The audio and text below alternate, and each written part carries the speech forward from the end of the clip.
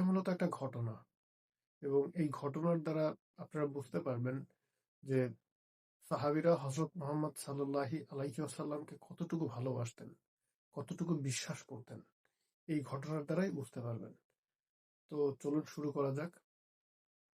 উকবা ইবনে হারিস রাদিয়াল্লাহু আনহু নামক এক সাহাবী বিয়ে করলেন। তো বিয়ে করার কিছুদিন পর একজন মহিলা এসে উকবাহ রাদিয়াল্লাহু আনহুকে বললেন যে, আমি তোমাকে এবং তোমার স্ত্রীকে দুধ পান করিয়েছি। তো ইসলামী শরিয়া অনুযায়ী তারা দুধ ভাই বোন। আর দুধ ভাই বোনের মধ্যে তো বিবাহ নিষিদ্ধ, এটা হতে পারে না।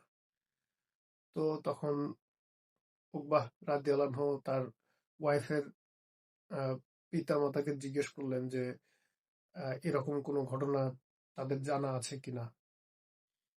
তো তার পিতা মাতা বা তার পরিবার বলল যে না, আহ, আমাদের কাছে এরকম কোনো প্রমাণ নাই যে ওই মহিলা আমাদের মেয়েকে দুধ পান করিয়েছে।